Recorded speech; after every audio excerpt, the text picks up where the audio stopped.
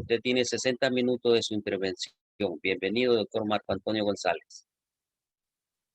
Muchas gracias, profesor Antonio Baque, y me da mucho gusto estar con ustedes la tarde de hoy. Vamos a platicar un poco sobre pues, lo que ha estado ocurriendo, particularmente en el caso de México y todavía más orientado a la educación superior en el país. Iniciaré compartiendo la pantalla y bien, pues permítanme un momentito. Estoy compartiendo la pantalla, espero se pueda observar correctamente. Voy a ponerla Modo presentación. en el modo de presentación. Se está tardando, ¿no? Un momentito. Debe. Adelante. Muy bien. Pues tengo preparado una plática, una charla, y estos van a ser los temas que voy a tratar. Primero vamos a hablar un poco sobre la pandemia por SARS-CoV-2 en el país, para tener ese contexto. Posteriormente, cómo se ha dado un impulso a la utilización de mediación tecnológica durante esta circunstancia de la epidemia. En tercer punto, hablaré de la migración del modelo presencial al que es mediado por tecnología. Y posteriormente retomaré la importancia de considerar el nuevo modelo educativo para poder fundamentar mejor el uso de las tecnologías, y haré algunas pequeñas reflexiones de la experiencia que se ha tenido en la universidad en el uso de diversas plataformas tecnológicas para poder facilitar la enseñanza y el aprendizaje. Y al final hablaré de las aplicaciones educativas, principalmente orientadas a lo que es la educación móvil y todavía orientadas más hacia lo que es el sistema operativo Android para los teléfonos inteligentes. Y pues esa va a ser mi conversación. Quiero decirles que pues soy psicólogo social de formación y también me he dedicado a la psicología educativa desde hace mucho tiempo. Entonces el primer enfoque que tendré pues será el enfoque psicosocial sobre esta situación inesperada que es la aparición de la pandemia. Nosotros recordaremos que pues empezó en el 2019, en diciembre, a hablarse de la existencia de un extraño virus que estaba infectando a una región en China, y poco a poco se fue haciendo esta versión de algo inesperado, o se fue ampliando la información con escasa evidencia, y entonces se fue haciendo un rumor mundial que en algunos casos pensaron que era una manipulación mediática o que alguien estaba inventando o que había un fin político al hablar de la posibilidad de una pandemia. Entonces, pues ocurre que de manera inesperada fueron sucediéndose los contagios. El primer caso ocurrió o se identificó posteriormente en noviembre de 2019 en Wuhan, y después el primero clínicamente detectado fue el de diciembre de 2019, y a partir de allí empezó pues toda el contagio mundial. Estamos en un mundo globalizado y rápidamente en México ocurrió el primer caso en febrero del año pasado. Parece que fue una persona que había viajado a Italia y que trajo el virus de allá, y rápidamente, como ocurrió en todos los países de América Latina y en el mundo, pues la epidemia empezó a crecer de manera exponencial. En el caso de México empezó en febrero de 2020, y la Jornada Nacional de Sana Distancia, que todavía estamos en ella, inició el 21 de marzo del 2020, cuando el gobierno decide llamar a la población a la cuarentena en la Jornada Nacional de Sana Distancia. Si hacemos un pequeño resumen de los datos que tenemos hasta ahora, estos actualizados hasta el 9 de mayo, encontramos que en el mundo hay 158 millones de casos confirmados y una pérdida de vidas humanas de más de 3 millones, 3.2 millones de seres humanos que han fallecido por el COVID, aunque todos sabemos que esta cifra está subrepresentada. Algunos dicen que 5 veces, 4 veces. El daño ha sido mayúsculo por vidas humanas en el mundo. En el caso de México, donde hay una subrepresentación grave de los casos registrados, tenemos 2 millones hasta esa fecha del 9 de mayo, 370,000 casos confirmados y han fallecido 219,000 personas, aunque algunos dicen que han fallecido cerca de 600,000 mexicanos durante esta crisis sanitaria. Bien, bueno, pues en ese contexto estamos. Empieza la jornada de cuarentena. Se traba.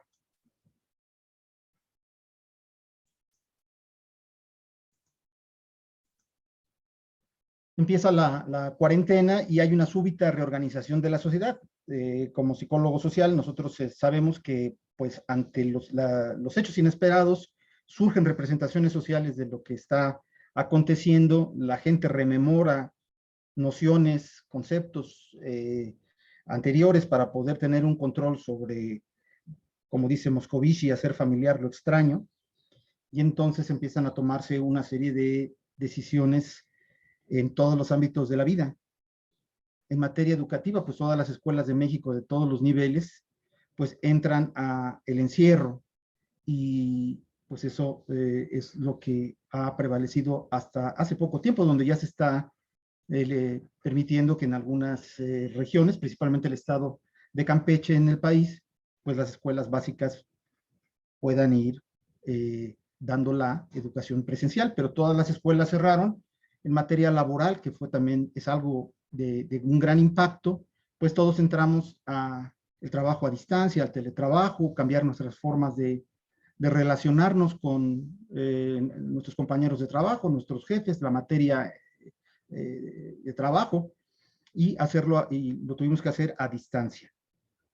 También en materia de salud, en el caso de México hubo una impresionante reconversión hospitalaria, se crearon nuevos hospitales, se hizo toda una contratación de doctores, pues conociendo la situación de salud general del país, donde somos de los primeros países en padecer enfermedades que son precondiciones para el COVID, para el daño mayúsculo del COVID, y bueno, pues se fueron ampliando estos hospitales. Se contrataron 50,000 personal de sanitario para poder dar cobertura a los enfermos. En materia de movilidad, pues el espacio público, la movilidad fue escasa, se evitó el transporte público, principalmente el metro de la Ciudad de México y los que se le denominan peceros. La gente prefería caminar o andar en bicicleta si le era posible. Y también hubo todo un cambio en materia familiar y social. La cuarentena obligó a nuevas formas y nuevos acuerdos de la utilización del espacio y del tiempo, nuevas formas de relacionarse entre la familia, que no siempre fueron pues, muy positivas. En el caso de nuestro país, pues sabemos que hubo un incremento notable en la violencia intrafamiliar, en las agresiones hacia las mujeres y hacia los niños, y también pues las familias hicieron un esfuerzo en alguna medida, las que pudieron, porque también evidentemente hubo una crisis económica, de contratar servicios para la virtualidad. Bueno, pues eso fue un cambio drástico en nuestra sociedad. Para que nos demos una idea de las escuelas cerradas en el país, los datos del Instituto Nacional de Evaluación Educativa considera que hubo 35 millones de alumnos de todos los niveles académicos que estuvieron tomando sus actividades académicas en casa. Y si nosotros consideramos, ahí vienen unas cifras en negrita, que el 73.1% de los mexicanos de población urbana son usuarios de Internet y apenas el 40.6% de la población rural. Entonces, estas brechas digitales, inclusive la brecha que hay en la población urbana, pues hizo que muchos mexicanos cancelaran, abandonaran sus actividades educativas. El impacto todavía no ha sido medido del todo, pero sí se sabe que muchos mexicanos abandonaron los estudios de todos los niveles debido a las necesidades económicas principalmente y a la falta de conectividad y equipo. Bien. En el marzo del 2019, del 2020, perdón, un par de amigos míos, profesores de la UAM, pues cuando entraron a la modalidad que ellos le llaman de emergencia educativa, la modalidad a distancia, y como yo ya había tenido la experiencia, he trabajado en educación virtual pues desde el año 2000 en el Tecnológico de Monterrey, donde fui profesor muchos años, principalmente en los tres modelos educativos del Tecnológico de Monterrey, y posteriormente fui coordinador de educación a distancia de la carrera de psicología en la UNAM, y entonces tenía o tengo algo de experiencia en, y además es mi línea de investigación, la mediación tecnológica. Entonces, para apoyar a los profesores que estaban migrando a este tipo de educación, pues escribí una guía básica para pasar de la educación presencial a la educación mediada. En tiempos de la pandemia, donde ahí les presento la carátula, este documento lo pueden bajar con este nombre y si no se los pongo en el chat. Está en los servidores de la UNAM, de la FES Iztacala, y que fue preparado para apoyar a los profesores en la migración. Bien, porque fue todo un problema de repente pasar del salón a la computadora. Y esto presentó diversas problemáticas que voy a presentar ahora. Bueno, pues hay una serie de problemas que surgieron, algunos se han ido resolviendo y otros permanecen en cuanto a la migración, porque algunos piensan que solamente es trasladar las clases del modelo presencial a la pantalla, a la computadora, y con eso ya es suficiente. Sin embargo, este es un mal consejo. Nosotros hemos visto que cuando se repiten, se traslada la clase del aula a la computadora, al internet, pues los resultados son más bien negativos, dado que pues toda la interacción que se da en el salón no se puede repetir en la mediación tecnológica, y el hecho de la mediación requiere que se tengan técnicas didácticas que son apropiadas para el uso de la transmisión de conocimientos, la discusión y eventualmente el aprendizaje, ¿no? Bien, pues entonces, los primeros problemas que se fueron detectando, que se plantearon en este documento, es la falta de una cultura informática suficiente para utilizar la tecnología. No cabe duda de que a veces se utiliza mucho el WhatsApp o se utiliza el Facebook o el Telegram ahora, el TikTok, pero una cultura que se fundamente en la informática para transmitir contenidos, para discutir y presentar contenidos, no es algo que se tenga presente. Otro problema grave que inclusive hace rato tuve una conexión con la Universidad de Guadalajara, donde se hizo una investigación sobre los problemas que se tuvieron durante el año pasado, durante la relación educativa de profesores y alumnos, fue los problemas de conectividad. Hay una brecha digital evidente en nuestros países, y en este punto, pues hay algunos que tienen, sobre todo las zonas urbanas y donde hay fibra óptica, tienen la conectividad suficiente, pero es muy complicado en otras regiones con más necesidades económicas y con menos desarrollo tecnológico, ¿no? Entonces, es muy importante conocer la conectividad que tienen los estudiantes para poder establecer una relación tecnológica didáctica con ellos. Voy a hacer una reflexión en un momento. Tampoco se tienen equipos que puedan, o no siempre se tienen equipos que tengan las características mínimas tecnológicas para poder conectarse y sostener este tipo de educación mediada. Las computadoras necesitan un RAM, una memoria específico, y pues capacidades para poder sostener al menos una relación como la que estamos teniendo ahora a través de Zoom. Otro problema relacionado con el primer punto son las brechas tecnológicas que existen entre pues, los actores de el proceso educativo. Por un lado están pues los alumnos que están más actualizados en el uso de las tecnologías, los profesores que quizás tengan menos dominio tecnológico, pero que tienen la ventaja de que lo utilizan más en términos educativos, y los padres de familia, muchos de ellos que no pues tienen una preparación tecnológica, sobre todo a las madres de familia. En el caso de México es muy interesante ver cómo en los programas de Aprende en Casa 1 y Aprende en Casa 2, el Aprende en Casa 2 ya llevó la televisión, ya llevó los contenidos educativos a la televisión en educación primaria y preescolar y secundaria, pero en el primer programa, que fue el de la emergencia, toda la relación educativa de estos niveles básicos se dio a través de la computadora. Entonces, no se podían conectar, las mamás tuvieron que aprender muchísimo para apoyar a los niños, a aprender programas, a aprender a utilizar la computadora, y fue realmente una experiencia de aprendizaje acelerado.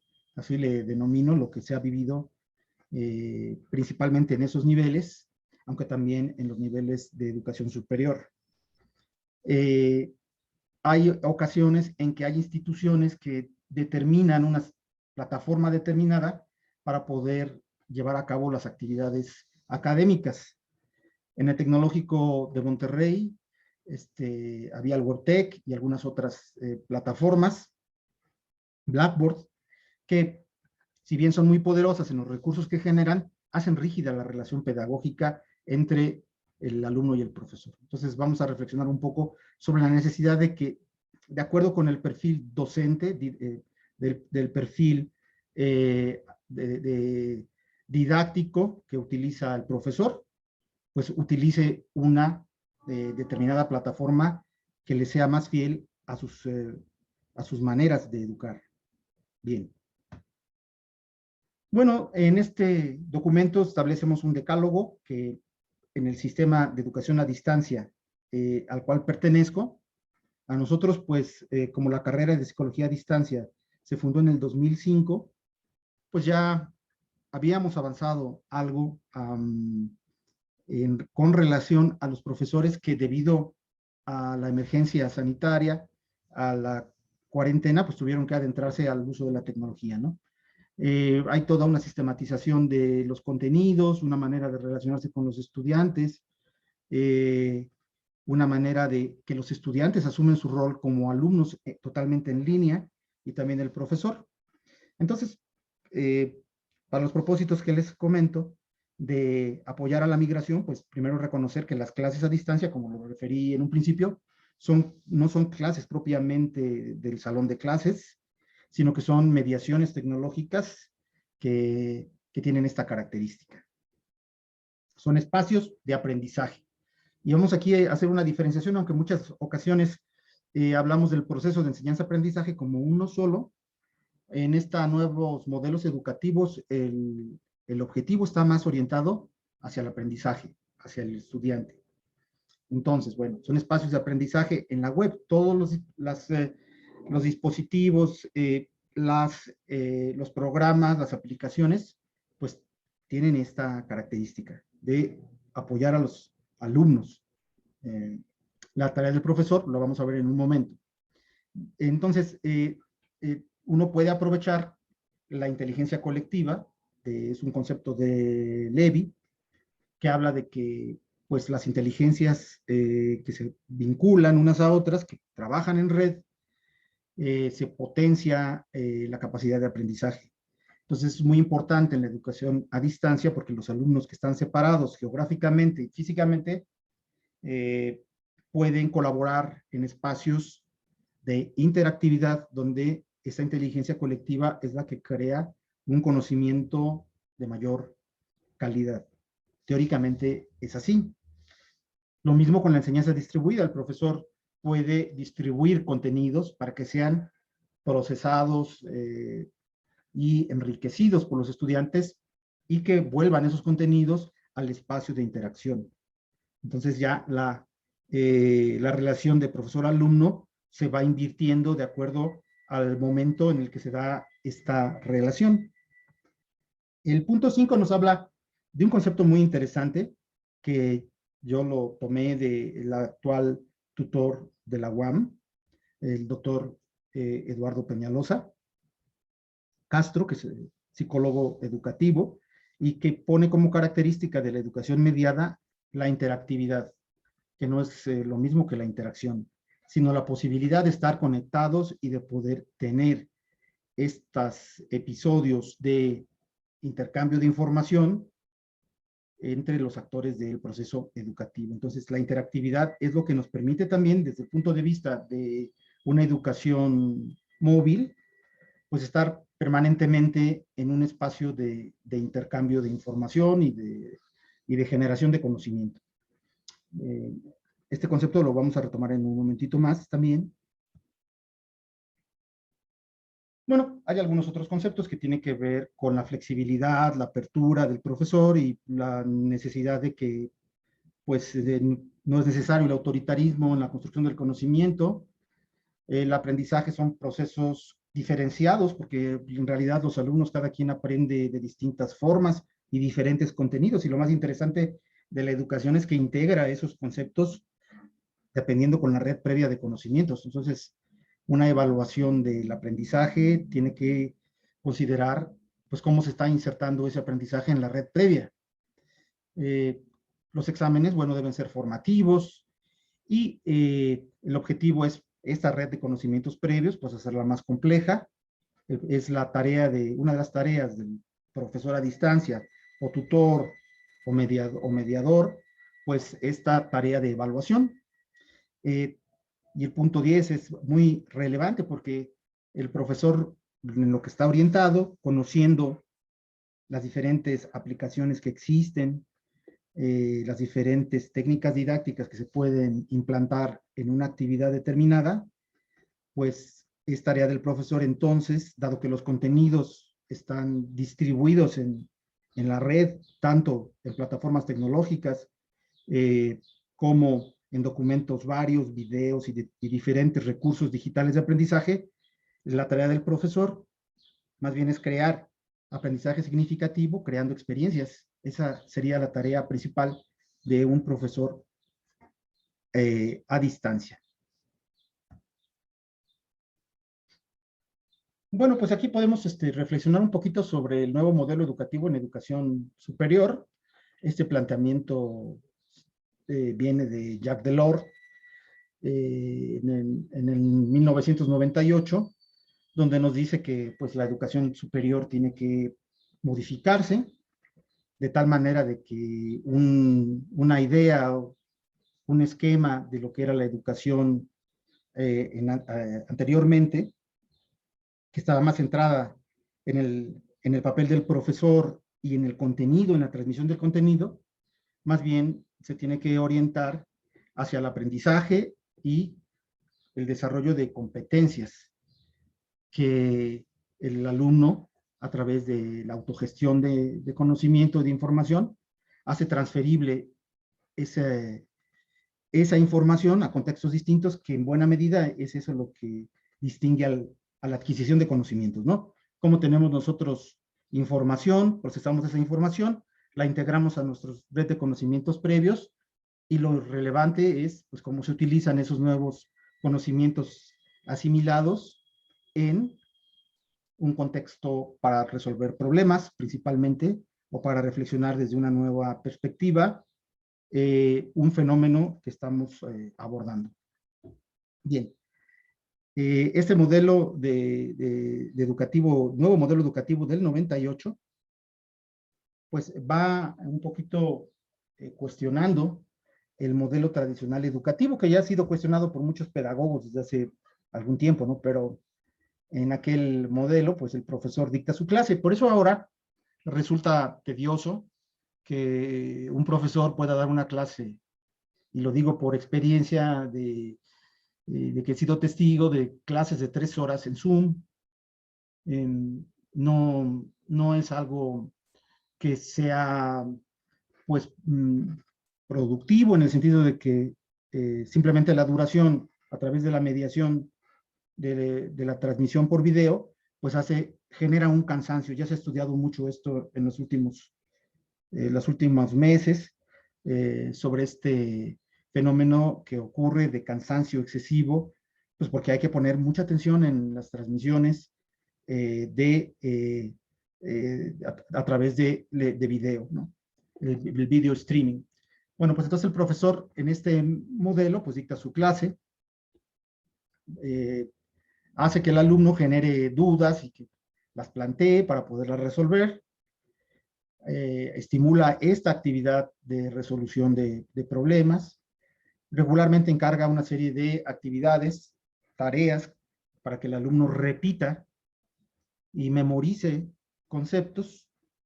El alumno tiene una función pasiva de tomar notas y va reflexionando sobre lo que el profesor pues, se pronuncia en una clase, ¿no? Todo esto fue cuestionado por Freire y por prácticamente todos los pedagogos desde los años 50 hasta la actualidad, ¿no? Sin embargo, es un modelo que aún con esta caracterización, hay profesores que son excelentes profesores exponiendo y que los alumnos valoran esa circunstancia del profesor que pues es un erudito y transmite de manera muy didáctica los contenidos que posee. Bien, continuamos con este modelo tradicional de educación donde el objetivo es que los contenidos que han sido planeados se adquieran al 100%, y que pues ese es el objetivo de la actividad educativa, ¿no? La adquisición de los contenidos previos, llámese aprendizajes esperados, aprendizajes deseados, y todo lo que aparece en los programas de las materias como contenidos básicos del tópico que se está abordando. En cuanto a la evaluación, pues evalúan la adquisición de esos contenidos y por lo tanto, dado que se ha ejercitado la memoria y la repetición, pues en buena medida ha sido dominante el hecho de que se evalúe en la memoria del alumno, ¿no? Que en muchas de las ocasiones, terminando el curso o terminando el examen mismo, lo que trata es de olvidar conocimientos que a lo mejor no les son útiles o que considera que no les son útiles. También el desarrollo de habilidades, actitudes y valores no es un propósito principal del modelo tradicional de educación. Y en todo caso, sí se da a partir del currículum oculto que se maneja en las instituciones.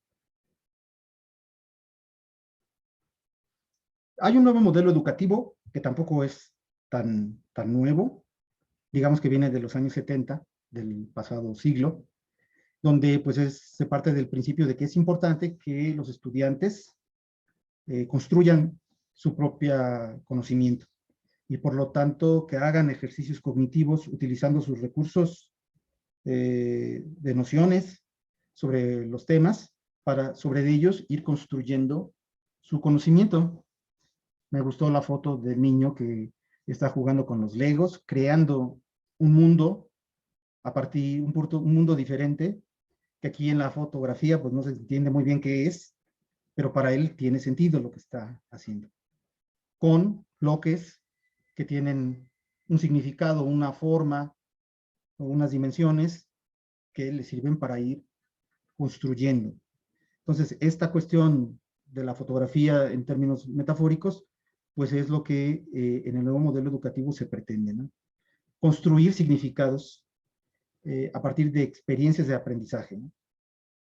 Y las experiencias son aquellas que generan descubrimiento o que uno motiva el descubrimiento y aplicación del conocimiento de todo lo que ha ido el alumno ejercitando a través de las actividades y además, pues, a través de la interacción con los demás compañeros, donde es importante la relación con los pares para poder ir mejorando, corrigiendo el conocimiento que uno tiene y profundizando en él.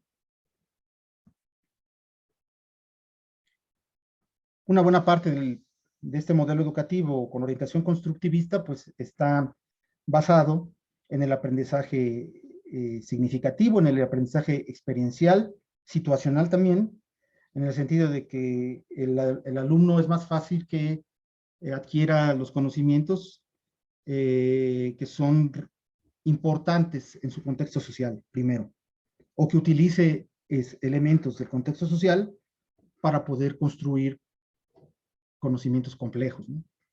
Y bueno, el aprendizaje experiencial, como se establece aquí en la lámina, pues mejora esta estructura que se va haciendo más compleja, como ya lo dijimos, pero impacta también en actitudes, valores y patrones de conducta que están fundamentados en el conocimiento adquirido. Esto es muy importante en el nuevo modelo educativo. Bien, aquí estoy presentando, vamos a otro de los temas que vienen en esta breve agenda. Lo que ven ustedes es la portada original del primer documento del modelo educativo del SUAYED, ese es lo que significa SUAYED, Sistema de Universidad Abierta y Educación a Distancia de la UNAM. En este documento, que es realmente muy interesante, plantea lo que es el modelo en la Universidad Nacional Autónoma de México y donde plantea 9 principios.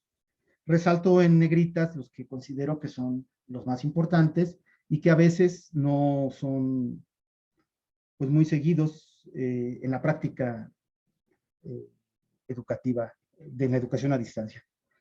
La flexibilidad está referida con el hecho de que la educación a distancia pues reconoce que tiene estudiantes con distintas condiciones educativas y que esas condiciones que tienen que ver con su contexto personal, con su vida propia, hay pues en el caso del SUAYEP de psicología, Iztacala, muchas mujeres, 75% aproximadamente de la matrícula está integrada por mujeres, el 25% hombres.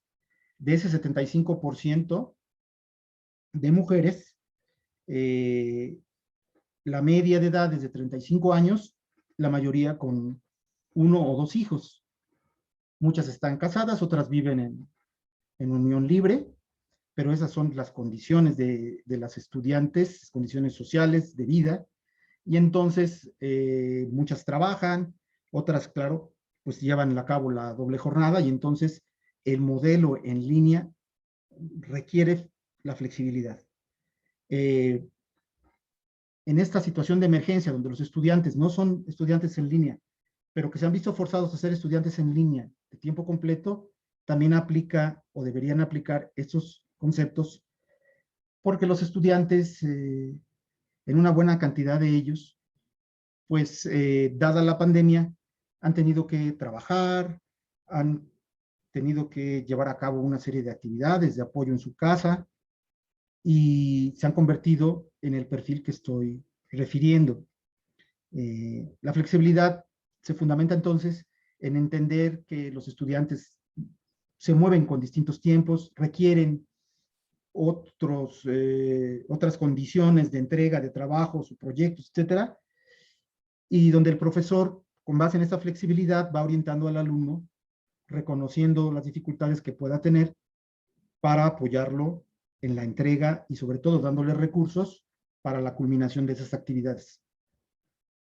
El punto 3 nos habla de la innovación, y la innovación significa que en la educación a distancia uno puede crear muchos recursos digitales de aprendizaje, innovar con técnicas didácticas y presentarlas en el espacio de interacción.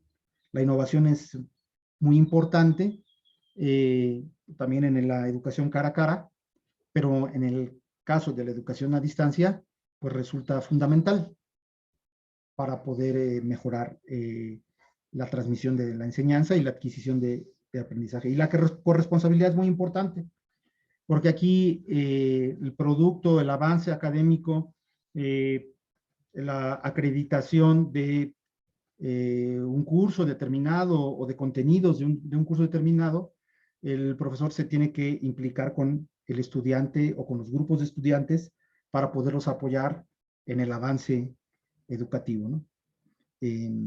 A veces estos principios pues no son seguidos del todo, pero están enunciados en el documento de la universidad.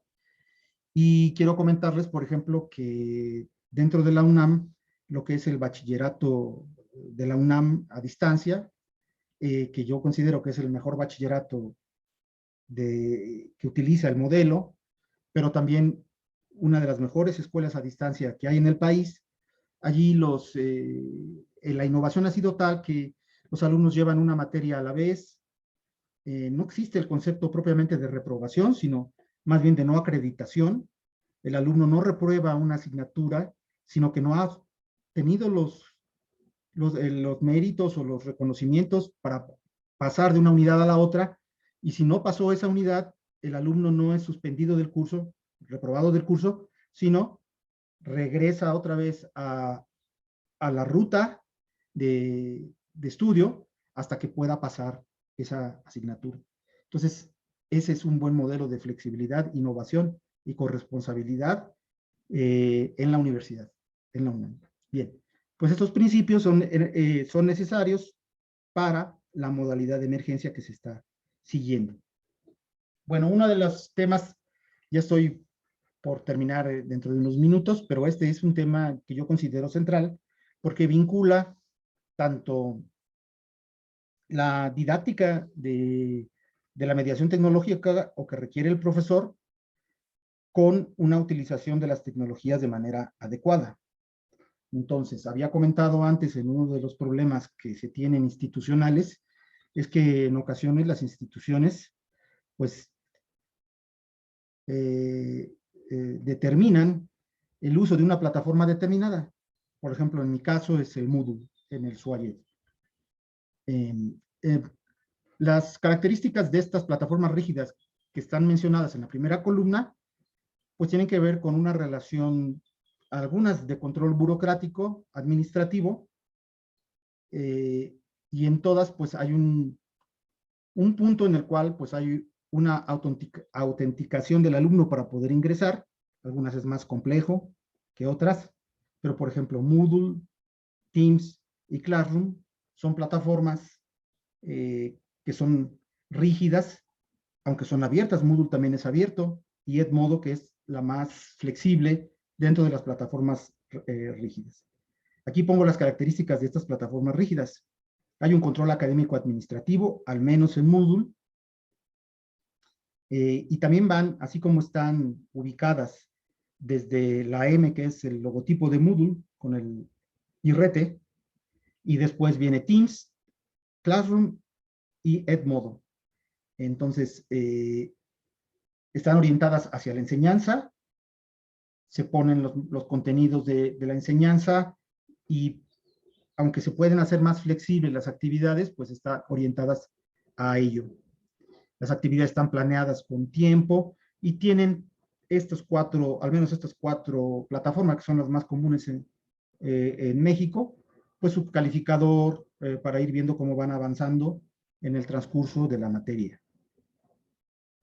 Moodle es una plataforma que requiere un administrador en términos institucionales, y también se necesita cierto control o dominio del diseño para poder hacerlo atractivo, y tiene una serie de recursos que no son de fácil acceso. Teams lo es igual, porque Teams de Microsoft fue creado para empresas, y entonces se observa, por ejemplo, tiene un teléfono para poderse comunicar, tiene una serie de anexos o aplicaciones anexas que pueden ser bajadas a Teams y que reflejan estas características de que se refiere más bien a una organización empresarial. Tiene su propio streaming de video y la organización un poco compleja de actividades. Google Classroom es flexible en el sentido de que uno puede diseñar más o menos de manera simple su curso. Uno puede mover las semanas, y además tiene la característica Google Classroom, que es una ventaja, de que uno puede tener todo el ambiente de Google dentro del aula. Es decir, YouTube, poner el calendario, utilizar Meet y utilizar una serie de características en el espacio. Entonces eso le da una ventaja y Edmodo es más bien parecido a un Facebook. Un Facebook que es muy utilizado en la educación básica porque además se puede dar de alta a los padres de los alumnos para que vean los contenidos que se están transmitiendo en la clase.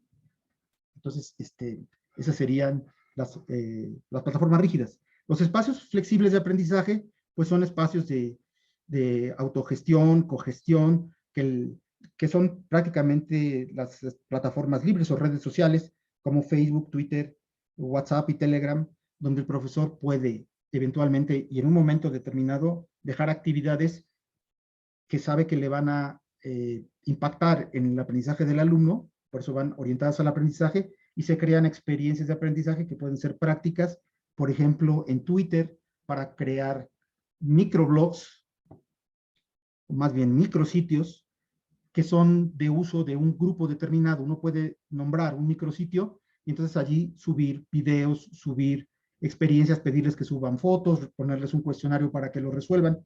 Es en ese sentido muchísimo más libre. Y la evaluación de estos espacios flexibles de aprendizaje son necesariamente cualitativos. Muy bien. Estoy por terminar terminaré nada más esta lámina diciendo que aunque hace algún tiempo, cuando se hablaba de utilizar Facebook o Twitter en educación, muchos académicos fruncían el ceño y decían que eso era para chatear, para perder el tiempo, ¿no? Habiendo plataformas. La experiencia, y hay mucha información al respecto de cómo estos espacios flexibles de aprendizaje son muy ricos para el contacto con el estudiante en una dimensión de aprendizaje móvil. Bien, y luego finalmente hablaré de la necesidad de generar recursos digitales de aprendizaje, no solamente los estudios a distancia, donde las aplicaciones móviles son necesarias para crear estos recursos digitales. Pongo aquí algunos ejemplos, por ejemplo, Evernote, que puede uno vincular y compartir de manera real, en tiempo real, fotografías de un evento, mandar notas a sus alumnos, mandar archivos, ponerles documentos con links en Evernote y mandarlo a una especie de WhatsApp que tiene Evernote, que es un mensajero para los que están dentro de utilizando esa aplicación en un grupo. Spreaker es un creador de podcast, yo lo utilizo demasiado, donde uno, accediendo a esta aplicación, pues puede generar sus programas temáticos y compartirlos con sus estudiantes y grabando desde el teléfono inteligente para tener los podcasts por asignatura, ¿no? Es realmente muy interesante y enriquecedor para los alumnos. Trello es un organizador de actividades.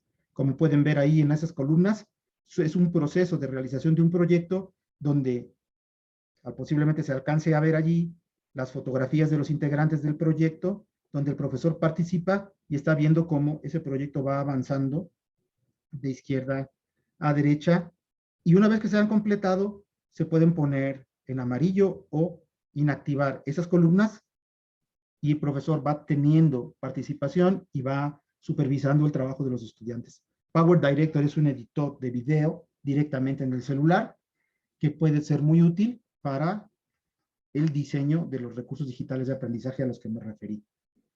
Esto se está utilizando en esta situación de la pandemia, con la ventaja de que son pocos recursos los que se consumen porque uno los hace en su propio teléfono.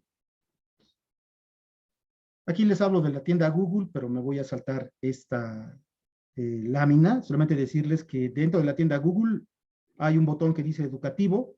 Si uno puede entrar al botón educativo, ver las aplicaciones que existen. Hay muchas muy interesantes, y bajarlas para poder utilizarlas con sus estudiantes. Y bueno, yo con esto termino. Les agradezco el tiempo, me he ido un poco rápido, ahí está mi correo electrónico. Tengo una página de Facebook donde comparto material digital de aprendizaje, el Observatorio Universitario de Educación a Distancia, y una página en YouTube. Si ustedes teclean el Observatorio Universitario de Educación a Distancia, tanto en YouTube como en Facebook, pueden entrar a los recursos que nosotros generamos en el Observatorio de la UNAM.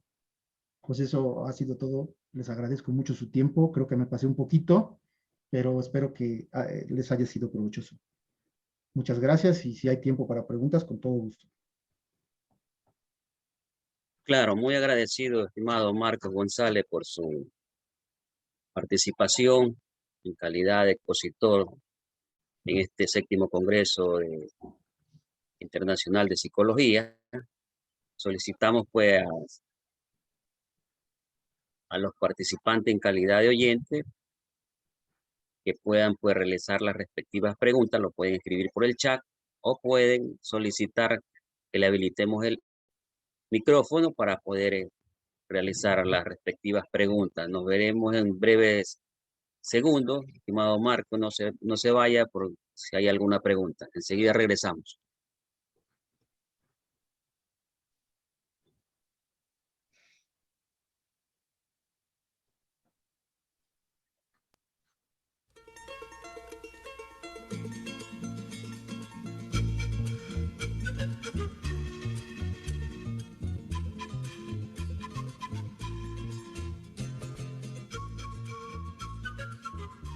Somos talento.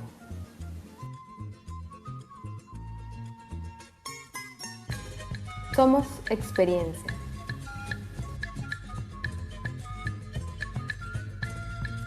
Somos producción científica. Creemos que el desarrollo científico permitirá mejorar la calidad de vida. Apostamos por la acreditación de las carreras y en mejorar los indicadores académicos. Bienvenidos a CIDE Ecuador. Publicación de artículos y libros. Conformación de redes de investigación. Organización de congresos internacionales. Movilidad docente. Todo con un solo objetivo: acreditar a tu carrera. Centro de Investigación y Desarrollo, Ecuador.